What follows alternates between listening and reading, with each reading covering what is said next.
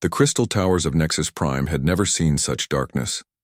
Ambassador Lyrian pressed her translucent hand against the viewing wall of the council chamber and watched the sky burn red. 3 moons hung in the purple twilight, but their gentle light could not hide the terrible truth. The enemy ships moved like black insects across the stars, too many to count. "How long do we have?" asked Counselor Vex, his crystalline body flickering with nervous energy. The old Zephyrian had lived for 800 cycles, but fear made his voice sound like a frightened child. "The Defense Fleet reports contact in 6 hours, Lyrian replied without turning from the window. "Admiral Quinks estimates we can hold them for perhaps 2 hours more." 2 hours. Vex's light dimmed. Against the force that destroyed 12 worlds in as many cycles. The chamber fell silent, except for the soft humming that Zephyrians made when distressed. Around the curved walls, holographic displays showed the approaching doom. Thousands of bioships, their hulls pulsing with organic life. Fighter swarms that moved like angry bees. Transport vessels loaded with warriors that had never known defeat. The Krex Dominion had come to Nexus Prime. "The evacuation?" Lyrian asked. "Impossible." Counselor Mira spoke from across the room, her elderly form barely glowing. "Where would we go? They have taken the trade routes. They control the hyperspace lanes. And even if we could flee, what of the Aryans?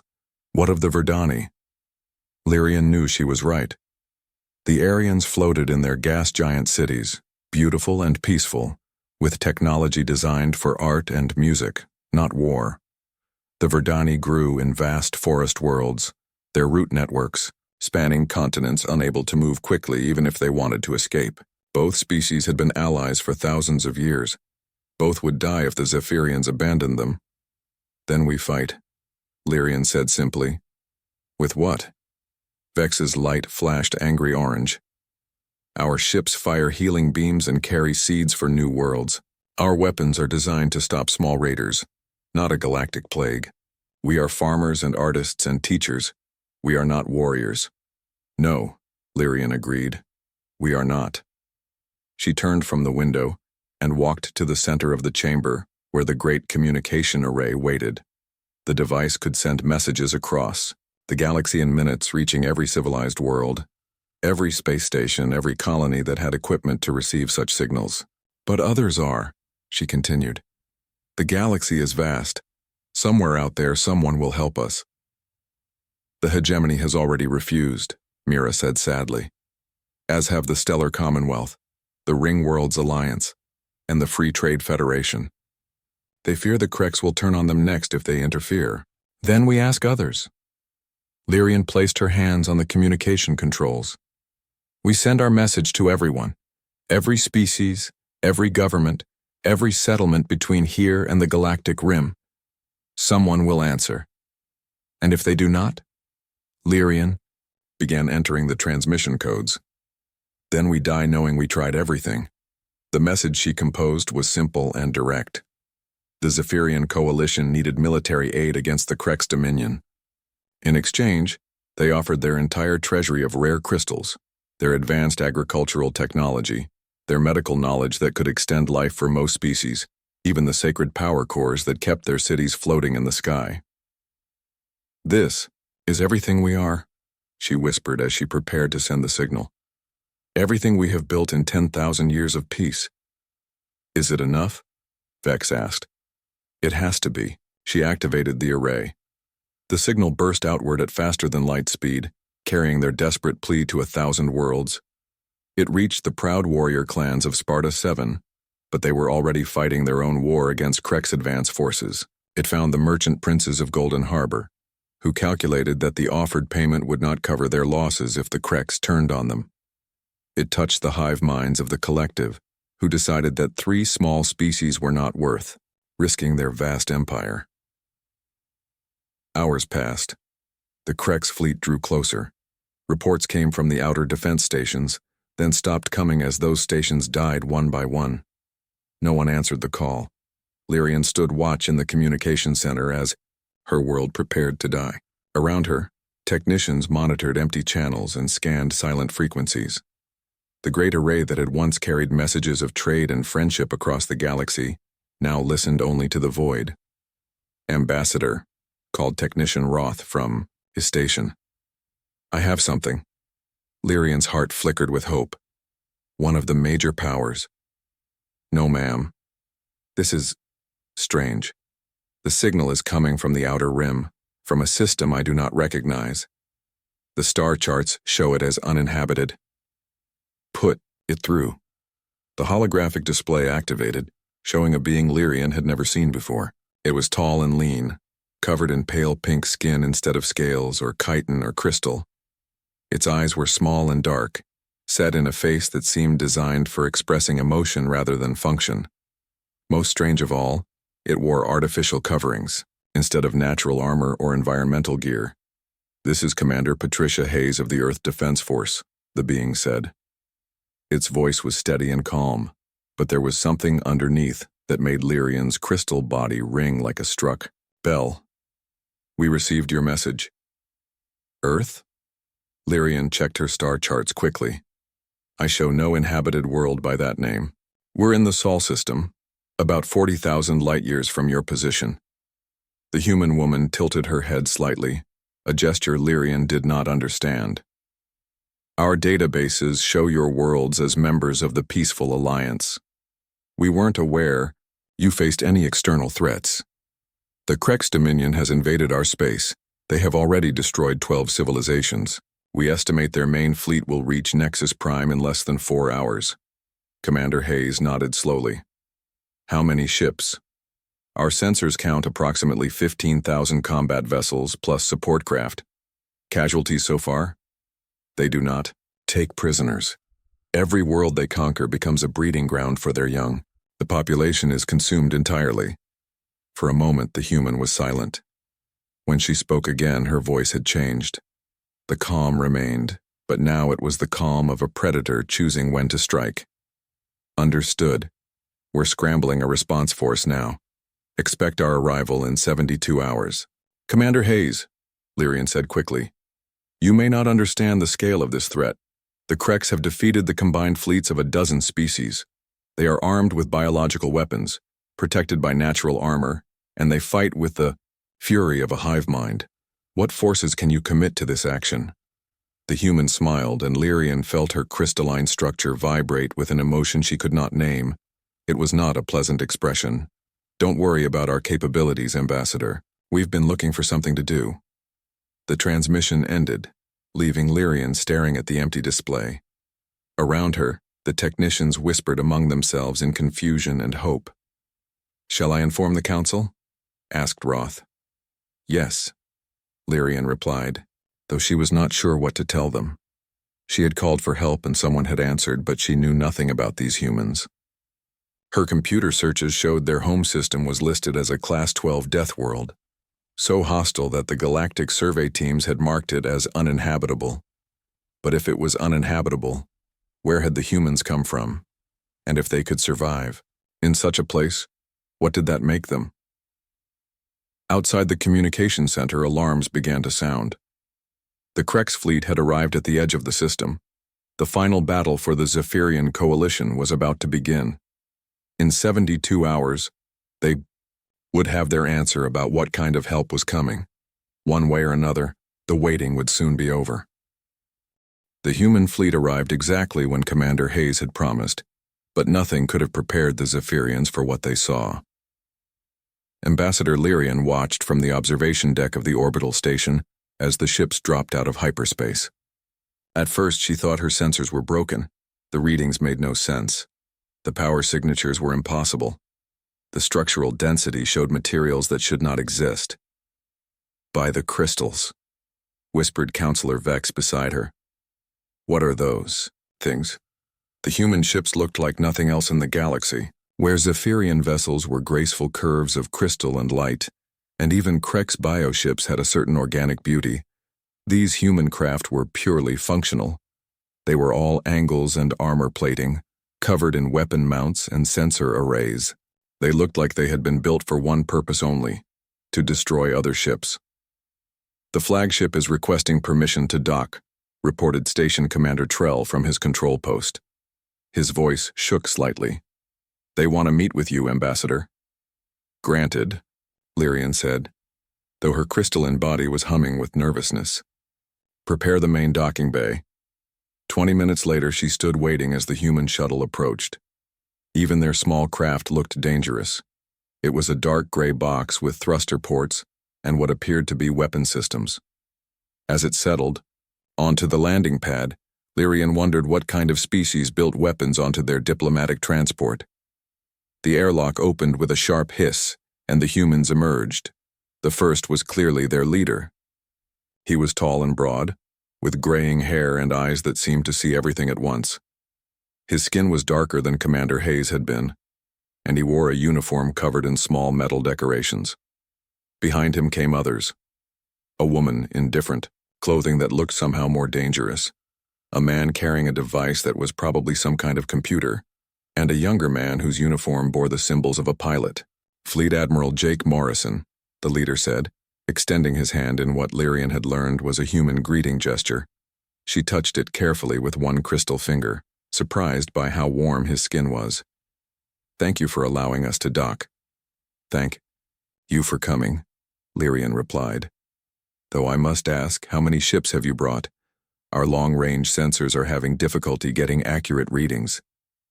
Morrison smiled, and Lyrian noticed that humans showed emotion with their facial expressions, much more than most species. "We brought enough. May I introduce my staff? This is Colonel Lisa Parker, our ground forces commander, Dr. Ben Carter, our science officer, and Captain Sam Torres, who leads our fighter squadrons." Each human looked different from the others, in ways that fascinated Lyrian. Their skin colors varied, their faces had different shapes, even their hair came in different colors and textures. Most species in the galaxy looked almost identical to each other, but these humans seemed to celebrate their differences. "Perhaps we could discuss the tactical situation," Colonel Parker said. Her voice was quiet, but something about it made Lyrian think of sharp edges and controlled violence. "How long do we have before the Kreks reach your primary worlds?" "The main fleet is still 3 days out," Lyrian replied, leading them toward the briefing room. "But their advanced scouts are already probing our outer defenses. They seem to be studying our ship movements and weapon capabilities." "Smart," Dr. Carter commented, his eyes bright with interest. "What do you know about their biology, their technology? Any weaknesses you've observed?" As they walked through the station corridors, Lyrian noticed the humans looking around with curiosity rather than fear. The artificial gravity was set to Zephyrian normal, which was much lighter than what most species preferred, but the humans moved easily. The atmosphere was carefully balanced for maximum comfort to all 3 allied species, but the humans breathed it without any apparent difficulty. "The environmental systems," she said suddenly. "You are not wearing any protection gear." "Should we be?" Admiral Morrison asked. "Most species require atmospheric suits to visit our stations. The gravity is too light, the oxygen content too low, the temperature too cool." "Seems comfortable to us," Captain Torres said with a grin. "Though our homeworld has pretty variable conditions, we adapt pretty well." They reached the briefing room where holographic displays showed the current tactical situation. The Kreks fleet was massive, a dark cloud of bioships spreading across 3 star systems. Lyrian activated the detailed scans showing the individual vessel types and their estimated capabilities. The humans studied the data in silence for several minutes. Then Dr. Carter spoke up. "These armor readings," he said, pointing at the display. "What kind of weapons have you used against them?" "Energy beams primarily," Lyrian replied. "Plasma cannons, laser arrays, particle accelerators, the standard defensive systems most civilizations employ." "And they bounce off?" "The Kreks exoskeleton seems to absorb or deflect most energy-based attacks. Their ships are grown rather than built with natural armor that regenerates minor damage." Dr. Carter nodded and made notes on his device. "What about physical projectiles? Kinetic weapons?" Lyrian paused. "I do not understand. You mean like throwing rocks?" The humans exchanged looks that somehow seemed amused and predatory at the same time. "Something like that," Colonel Parker said. "What about their tactics? How do they fight?" They overwhelm with numbers, Lyrian explained, activating a combat recording from one of the destroyed worlds. Their fighters attack in swarms, coordinated by a hive mind. Their capital ships serve as breeding centers and command nodes. They prefer to board enemy vessels and consume the crew rather than simply destroying the ships. Consumption? Admiral Morrison's expression grew cold. They eat their enemies. The Kreks reproduce by implanting eggs in living hosts. The young consume the host from within as they grow. It is unpleasant. Captain Torres whistled, a sound Lyrian had learned was a human expression of surprise or concern. No wonder everyone else refused to help. That's nightmare fuel right there. You are not disturbed by this? Lyrian asked. Oh, we're disturbed, Morrison replied. Just not in the way you might expect. Ben, what's your initial assessment, Doctor? Carter looked up from his notes. Classic predator species evolved for overwhelming weaker prey. They've probably never faced serious resistance. Their tactics are based on intimidation and biological superiority. I'd guess they have limited experience with opponents who fight back effectively. Lisa? Colonel Parker had been studying the boarding action recordings. Their warriors are impressive against civilian populations, but their actual combat techniques are basic. They rely on physical advantages rather than skill or strategy. Give me a platoon of Marines and I'll show them what real predators look like. Sam? The pilot had been examining the fighter swarm patterns. Their coordination is their strength, but it's also a weakness. They all respond to the same command signals. Disrupt the hive mind, and you turn their greatest advantage into chaos. Plus, those biofighters are built for atmosphere work. They're going to be slow and clumsy in vacuum combat. Admiral Morrison nodded at each assessment, then turned to Lyrian. We'll need detailed scans of their ship types, any communication intercepts you've gathered, and a complete tactical overview of your defensive positions. Of course, Lyrian agreed. But Admiral, may I ask what you are planning? Your fleet appears powerful, but the Kreks have 15,000 ships. Morrison's smile was not pleasant. Ambassador, let me ask you something.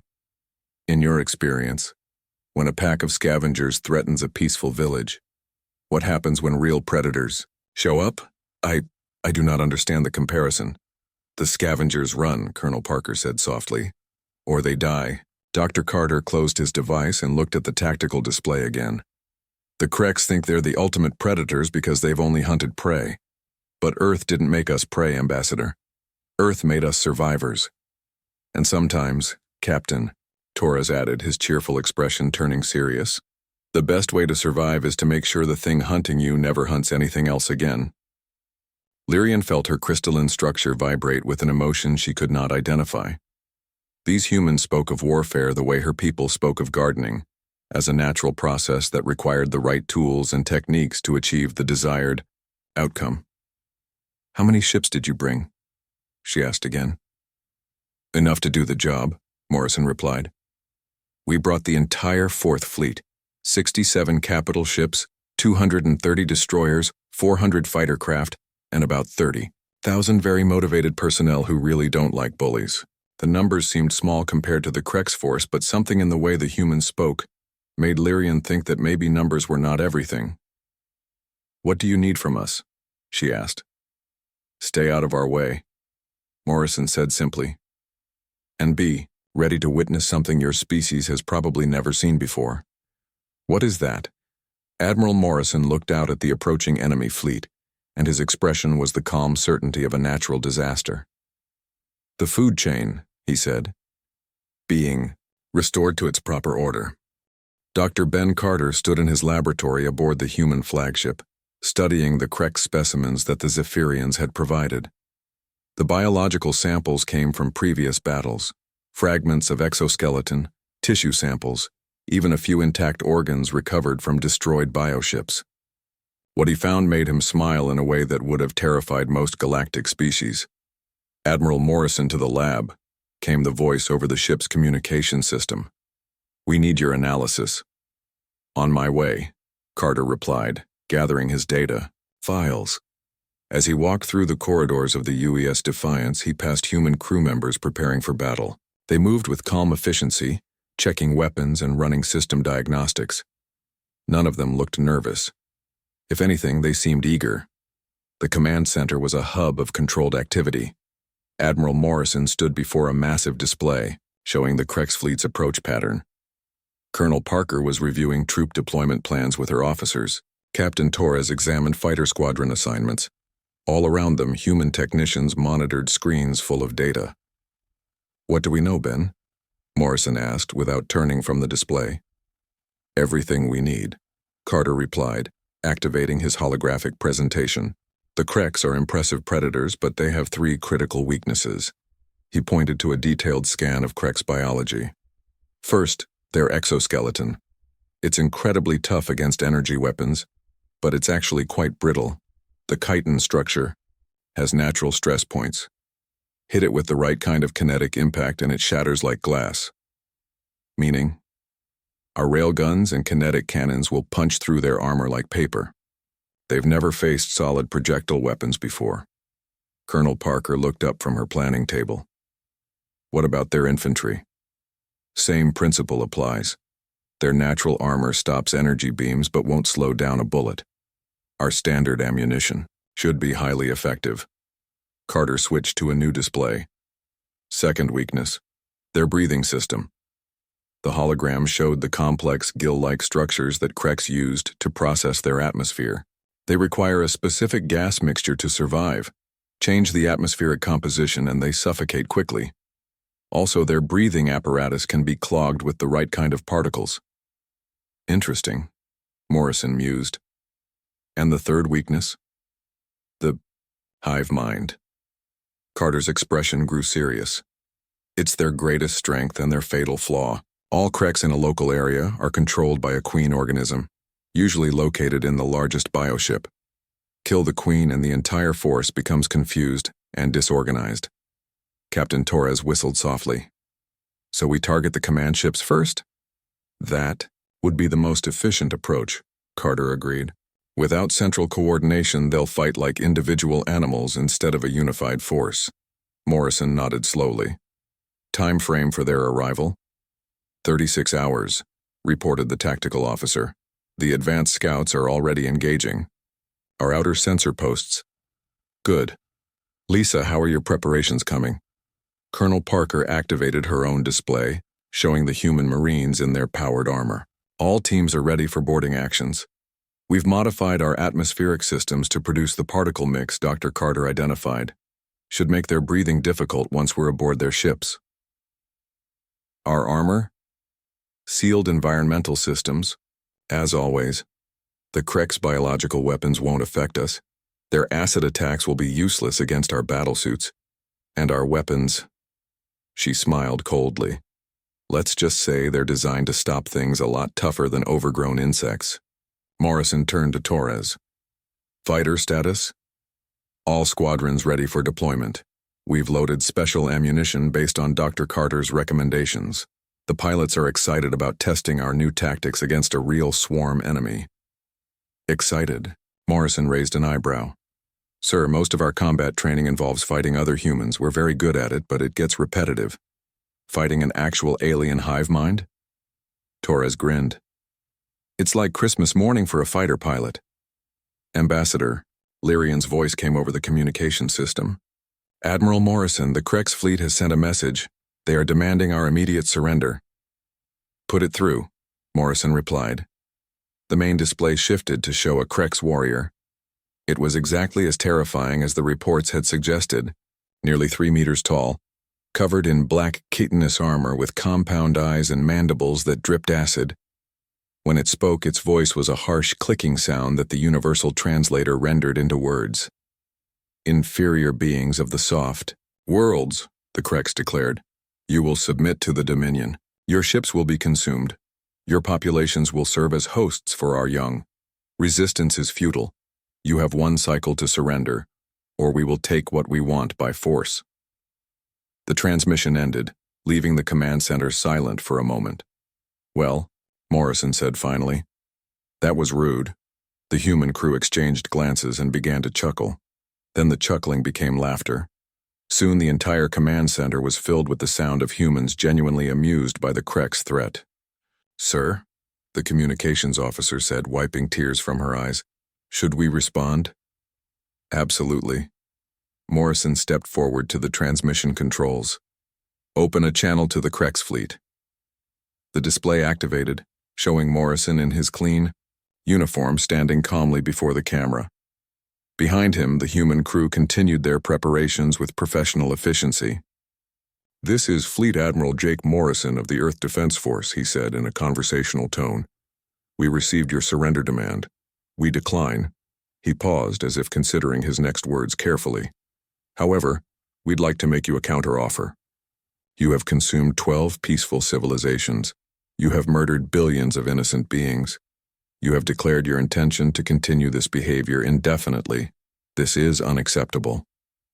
Morrison's expression didn't change, but something in his voice grew cold and final. "Therefore, the Earth Defense Force is offering you one opportunity to surrender unconditionally. Shut down your weapon systems, power down your ships, and prepare to be taken into custody. You will be tried for your crimes against sentient life and dealt with accordingly." The silence stretched for several seconds. "If you refuse this generous offer, we will be forced to resolve this situation through less diplomatic means. You have exactly 1 hour to decide." Morrison signaled for the transmission to end, then turned back to his staff. "Do you think they'll surrender?" Torres asked. "Not a chance," Morrison replied. "They're predators. They don't understand concepts like mercy or justice. They only understand strength." "So we show them strength?" Parker asked. "We show them what real predators look like," Morrison corrected. "Ben, have your teams finished the biological warfare preparations?" Carter nodded. "All ships are equipped with the atmospheric weapons. The Kreks won't be able to breathe on any vessel they try to board." "Excellent. Lisa, your Marines? Ready to turn their boarding parties into target practice," Parker replied grimly. "Sam, my pilots are practically vibrating with anticipation," Torres said. "We've been training for swarm combat for years. Time to put theory into practice." Morrison looked around the command center at his crew. Every human face showed the same expression: calm, professional determination mixed with something that might have been anticipation. "Ladies and gentlemen," he announced, "in approximately 35 hours, we're going to demonstrate to the galaxy why Earth is classified as a death world. We're going to show every predator species in known space what happens when they threaten our friends." He paused, looking out at the approaching enemy fleet. "We're going to remind the universe that no matter how tough you think you are, there's always something bigger and meaner in the dark between the stars. And today, that something is us." The Kreks had no idea what was coming for them. They thought they were hunting prey. They were about to learn the difference between predators and survivors, and they were about to discover why humanity had never been anyone's prey. The Battle of Nexus Prime began at exactly 0600 hours ship time, when the Kreks advance fleet dropped out of hyperspace at the edge of the system. Ambassador Lyrian watched from the command center of the orbital station as 15,000 enemy vessels spread across her sensors like a plague of locusts. "They're beautiful in a terrible way," she whispered to herself, watching the organic ships pulse with bioluminescent patterns. The Kreks fleet moved like a living organism, bioships flowing in perfect formation toward the inner planets. "All human vessels, this is Admiral Morrison," came the calm voice over the communication channel. "Execute Battle Plan Alpha. Remember, we're here to solve a problem, not play games." The human response was immediate and shocking. Their ships moved with mechanical precision, spreading into attack formations that seemed impossible. The massive capital ships accelerated at rates that should have crushed their crews. The smaller destroyers darted between larger vessels like hunting animals, and the fighters launched in perfect waves, hundreds of small craft moving as one. "How are they doing that?" Counselor Vex asked, staring at the tactical display. "Those acceleration readings would kill most biological forms. Maybe humans are tougher than we thought," Lyrian replied, though she was beginning to suspect that was a serious understatement. The first contact came when Krek scout ships encountered human fighters at the outer system boundary. Lyrian expected A brief skirmish followed by the scouts retreating to report enemy strength.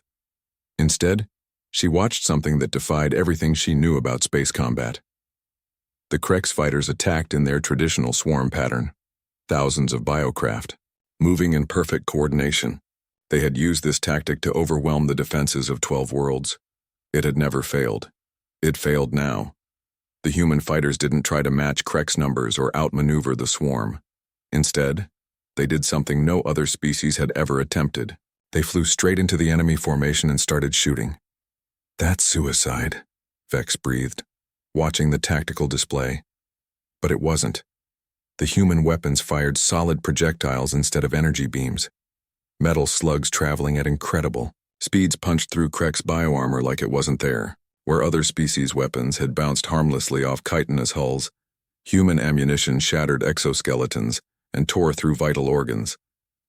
Captain Torres's voice came over the communication channel, calm and professional despite being in the middle of a massive dogfight.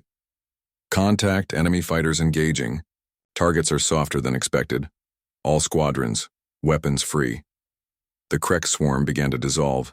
Their perfect coordination became confused chaos as fighters died faster than they could adapt. The hive mind that controlled them had never experienced such sudden, overwhelming losses. It couldn't process what was happening fast enough to respond. "Impossible," Lyrian whispered. "They're destroying the entire advance force." But the fighters were just the beginning. As the main Krex fleet approached, Admiral Morrison's capital ships opened fire. The human weapons were unlike anything in Lyrian's experience. Instead of the elegant energy beams that most civilizations used, the humans launched solid projectiles at significant fractions of light speed. The kinetic impact was devastating. Krex bioships that had shrugged off the weapons of 12 species cracked and shattered under human fire. "All ships, target the large vessels first?" Morrison's voice remained steady as his fleet carved through enemy formations. "Dr. Carter's analysis indicates those are the command nodes. Take out the queens and the drones go stupid." The human strategy was ruthlessly effective.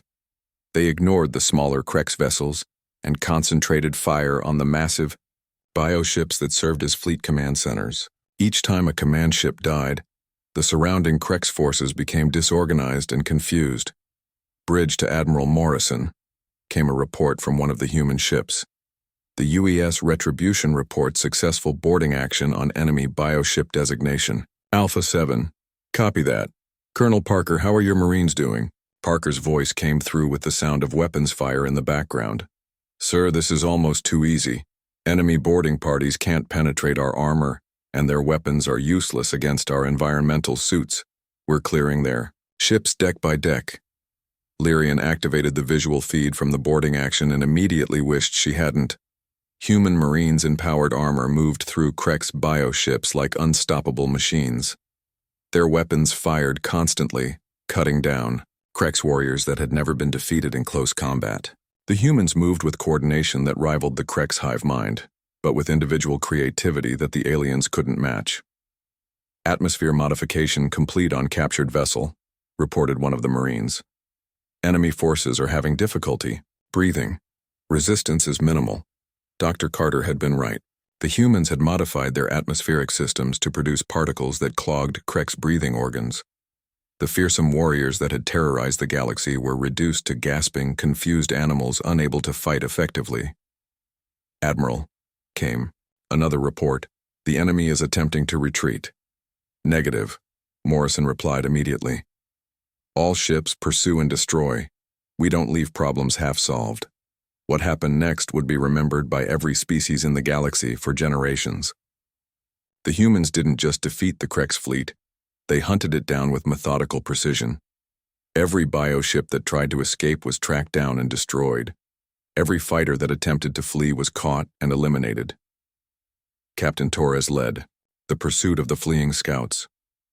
"All fighter squadrons, spread search pattern, nothing gets away. These things have been terrorizing peaceful worlds for too long." The human fighters moved through the system like a pack of hunting animals, finding and destroying every Krex vessel that tried to hide among asteroids or behind moons. Their sensors were superior, their weapons were deadly, and their determination was absolute. "Ambassador," Morrison's voice came over the communication channel. "Please transmit surrender terms to any surviving Krex forces." "What terms?" Lyrian asked. "Unconditional surrender followed by immediate execution. We don't negotiate with genocidal species."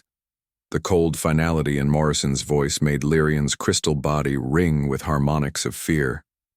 "Admiral, perhaps we could offer them exile instead, or imprisonment?" "No." The single word carried the weight of final judgment. They've had their chance to be reasonable. They chose to be predators. Now they get to find out what it feels like to be prey. The battle continued for 6 more hours, but it was never really in doubt after the first 30 minutes. The humans systematically destroyed every Krex vessel in the system with mechanical efficiency. They showed no mercy, accepted no surrender, and left no survivors. When it was over, 15,000 Krex ships had been reduced to expanding clouds of debris and organic matter. The human fleet hung in space around Nexus Prime, unmarked and ready for further action. "Threat neutralized," Admiral Morrison reported. "No human casualties. All objectives achieved." Lyrian stared at the tactical display showing the complete annihilation of a force that had conquered 12 worlds. The humans had done in 6 hours what the entire galactic community had declared impossible. "Admiral Morrison," she said slowly, "the Krex still have other fleets. Their home territory contains hundreds of systems and billions of their kind." "I know," Morrison replied. "That's what we call target-rich environment. Don't worry, Ambassador, we're just getting started." The humans weren't just here to save the Zephyrian coalition, Lyrian realized with growing awe and terror. They were here to solve the Krex problem, completely and permanently. And from what she had just witnessed, they had the capability to do exactly that.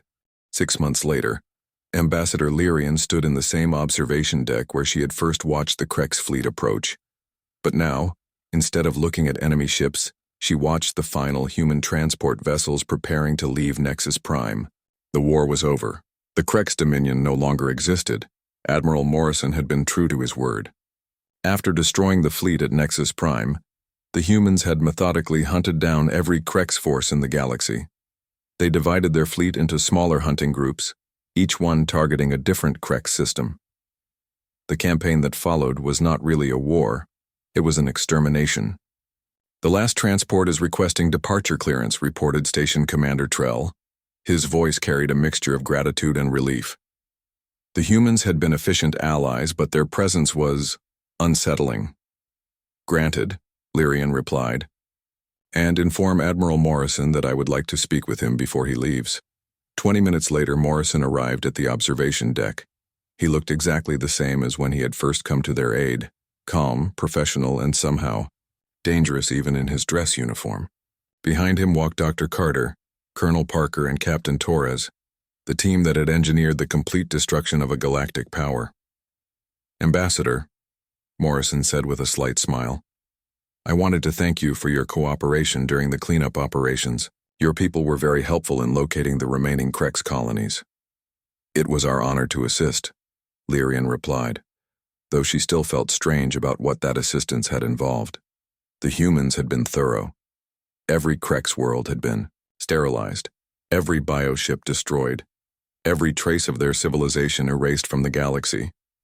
"The other species have been asking questions," she continued carefully. "The hegemony wants to know your intentions. The Commonwealth is concerned about your military capabilities. The Free Trade Federation has offered economic partnerships." Morrison nodded slowly. "I'm sure they have." "What did you tell them?" "That you came when we called for help, that you solved our problem, that you asked for nothing in return."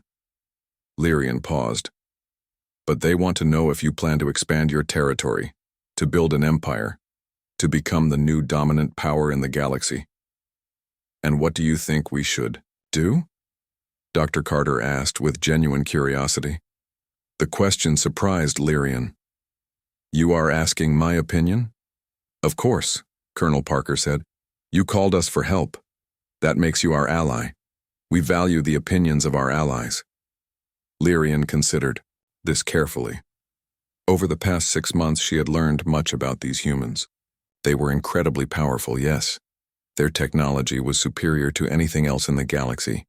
Their military capabilities were beyond anything other species had imagined possible.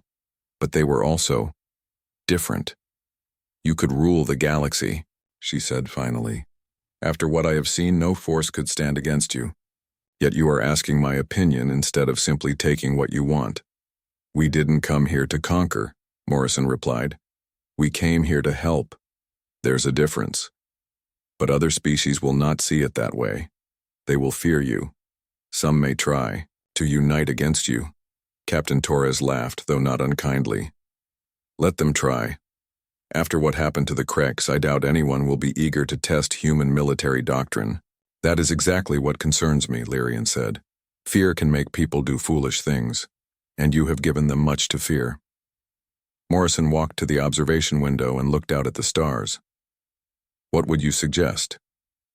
Return to your territory. Make it clear you have no interest in expansion or conquest, but also make it clear what will happen to anyone who threatens your allies. A stick and carrot approach? Dr. Carter mused. Interesting. More like a leave us alone and we'll leave you alone approach, Parker corrected. Unless you messy. With our friends, then we get angry. And when humans get angry, Torres added cheerfully, people tend to stop existing. Morrison turned from the window. Ambassador, may I ask you something? Of course. Do you fear us? Lyrian considered the question carefully. It was important to answer honestly. Yes, she said finally. But not in the way you might think. I do not fear that you will hurt us. I fear what will happen to the galaxy now that it knows creatures like you exist. Meaning, for thousands of years the galaxy has operated on certain principles. The strong dominate the weak. Predator species expand until they meet stronger predators. Peace is maintained through balance of power. She gestured toward the space where the human fleet had been. You have destroyed that balance. Morrison nodded slowly. And you think that's bad? I think it's necessary, Lyrian replied, surprising herself with the certainty in her voice. The old system allowed the Krex to exist. It permitted genocide, as long as the victims were too weak to resist. It rewarded aggression and punished compassion. She moved to stand beside Morrison at the window. Your species has shown the galaxy something new. You have proven that strength can be used to protect, rather than to conquer, that the most powerful force in known space can choose mercy over domination. You give us too much credit, Dr. Carter said quietly. Humans are capable of terrible things. Our own history proves that. But you chose to be better, Lyrian replied. You could have ignored our call for help. You could have demanded payment before acting. You could have conquered our worlds after saving them. Instead, you helped us and asked for nothing. Morrison smiled, and for the first time since she had known him, it was a warm expression rather than a predatory one. We asked for one thing, actually. What? Your friendship. The galaxy is a big place, and it's nice to know there are good people in it worth protecting. Colonel Parker checked her device and looked up. Admiral, the transport is ready for departure. We should go. Of course. Morrison turned to Lyrian and extended his hand in the human gesture of farewell. Ambassador, it's been an honor working with you. If you ever need our help again, just call. I hope that will not be necessary, Lyrian replied, taking his hand carefully. So do we, Dr. Carter said. But just in case, we're leaving a communication beacon in this system. Direct line to Earth Defense Command. Anyone threatens the coalition? Again, we'll know about it. You would come back? Lyrian asked. Without hesitation, Morrison replied. That's what allies do for each other. As the humans prepared to leave, Captain Torres paused and looked back. Ambassador, you should know something. This operation has been classified as a complete success by our government. The whole thing, your call for help, our response, the elimination of the Krex threat, it's being studied as a model for future humanitarian interventions. Meaning if other peaceful species find themselves threatened by predators, Earth will probably get involved again. He grinned. Turns out we're pretty good at this whole protecting the innocent thing. After the humans left, Lyrian remained at the observation window for a long time. Around her, the Nexus Prime system was peaceful again. Trade ships moved between the planets. Construction vessels worked to repair the minor damage from the battle. Life was returning to normal, but the galaxy would never be normal again. Word of what had happened was spreading. The complete destruction of the Krex, dominion by an unknown species from the Rim. The existence of a military force that could eliminate any threat to galactic peace. The knowledge that somewhere in the dark between the stars, powerful guardians watched and waited. Some species would fear the humans. Others would seek their protection. A few might even try to test their strength. But all would remember the lesson of the Krex, that no matter how powerful you think you are, there's always something bigger and more dangerous in the universe. And sometimes, if you're very lucky, that something is on your side. Lyrian activated her communication array and began composing a message to the Galactic Council. It was time to tell them about their new neighbors. Time to explain that the balance of power had shifted forever. Time to introduce the galaxy to humanity. She began to type. A plea for aid was sent to the galaxy, and none answered. None except the inhabitants of a small world called Earth. This is their story, and ours in the beginning of a new age among the stars.